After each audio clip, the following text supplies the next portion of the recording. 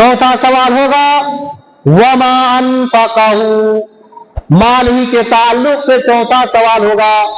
बताओ तुम दुनिया में बहुत ही ज्यादा मालदार था, तुम्हारे पास बहुत ज्यादा बैंक बैलेंस था, मैंने तुमको दुनिया में माल दिया था, तुमने उस माल को क्या किया?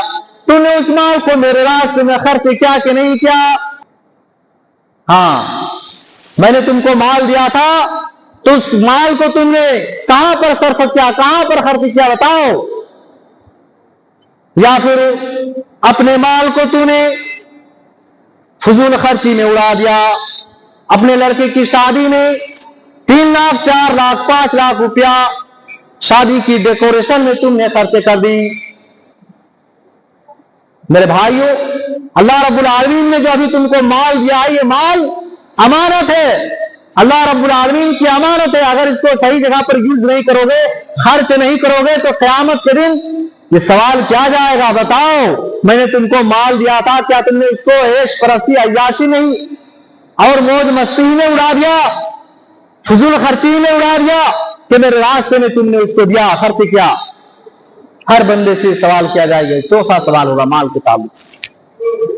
पांचवा सवाल होगा वमाज़ा अमिला फीमा अलिमा, बताओ तूने जो कुछ भी इल्म हासिल किया उनमें से कितना अमल किया?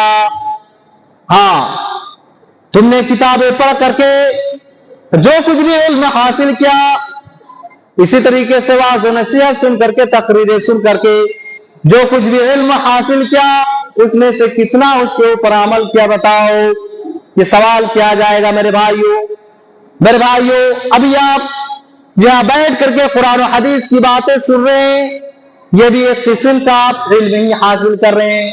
यकीन माने, अगर आप एक कान से सुनकर के दूसरे कान से निकाल देंगे तो कल क़यामत के दिन इसके बारे में सवाल किया जाएगा, पूछा जाएगा, ऐ मेरे बंदे बता, फला जगह बैठ करके तुमने कुरान और हदीस की बातें सुनी थी, तुमने कितना उसके ऊपर अमल किया?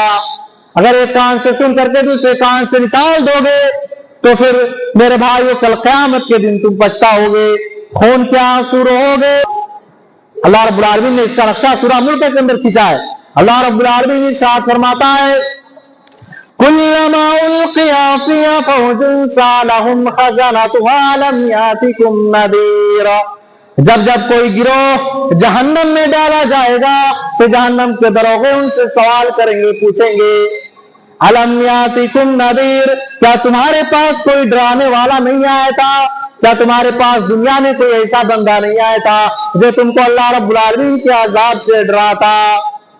तो क्या जवाब देंगे? क़ालू बला क़द जाअना नज़ीर, क्यों नहीं, जरूर भी जरूर डराने वाला आया था।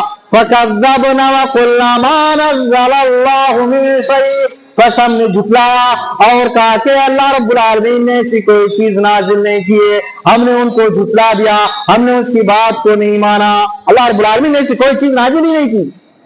इन अंतुम इल्ला फी ज़लालिन कबीर, फरिश्ते कहेंगे जाओ तुम दुनिया में बड़ी सारी गुमराही में थे, बहुत ही ज्यादा तुम गुमराही में थे। तो जो लोग जहन्नम में चले गए होंगे वो क्या कहेंगे? लौ कुन्ना नस्मअु औ नअक़िलु मा कुन्ना फी अस्हाबिस सग़ीर, काश के अगर हम दुनिया में सुने होते और अकल रखते होते, आज हम जहन्नम में जाने वाले लोगों में से ना होते। हाँ, इमाम साहब जो कुछ भी कह रहा था, काश के अगर हम दुनिया में उसके ऊपर अकल दौड़ाए होते, सुने होते, गौर करके सोए नहीं होते। यहाँ बहुत सारे लोग आकर के सोते हैं, सोए नहीं होते और अकल को दौड़ाए हुए होते, क्या बोल रहे हैं इसके ऊपर तदब्बुर किए हुए होते, गौर फिक्र किए होते, आज हम जहन्नम में जाने वाले लोगों में से ना होती। लेकिन मेरे भाइयों, वहां पर जो अफसोस जताएंगे उसका नक्शा अल्लाह रब्बुल आलमीन ने इस आयत करीमा में खींचा है।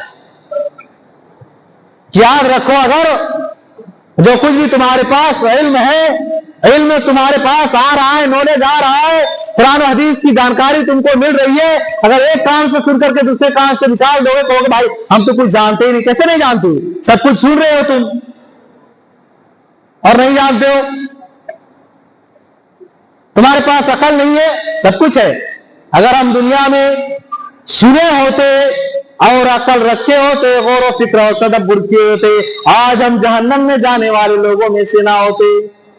میرے بھائی وہاں پچھتائے گا. تو یہ 5واں سوال ہوگا علم کے تعلق سے. میرے بھائی یہ 5 سوالات ہوں گے کل قیامت کے دن, ہر بندے کو اس کا جواب دینا پڑے گا, اور ان سوالات سے پہلے کسی بھی بندے کے قدم ٹس سے مس نہیں ہوں گے, نہیں ہلیں گے. یہ میرے بھائیو پیارے نبی صلی اللہ علیہ وسلم نے پرچہ پہلی آؤٹ کر دیا. بس ہمیں اور آپ کو ضرورت کس بات کی ہے؟ اس کی تیاری کرنے کی. اور اس میں خاص طور پر نوجوانوں کی ایک وصیت ہے, اے نوجوانوں اپنی جوانی کو غنیمت جانو, اور اپنے جوانی کے بارے میں, اپنی جوانی کے متعلق غور و فکر کرو, تدبر کرو کہ ہم اپنی جوانی کو اللہ رب العالمین کی فرما برداری میں لگا رہے ہیں یا اس کی نافرمانی میں, یا اللہ رب العالمین کی نافرمانی میں لگا رہے ہیں. تو یہ میرے بھائیوں دوسرے قسم کے لوگ جن کو کل قیامت کے دن اللہ رب العالمین اپنے عرش الہی کے سائے کے نیچے جگہ عطا فرمائے گا, یہ نوجوان ہوں گے جس نے اپنی جوانی کو اللہ رب العالمین کی عبادت میں لگایا ہوگا, اللہ رب العالمین کی عبادت و بندگی میں صرف کیا ہوگا.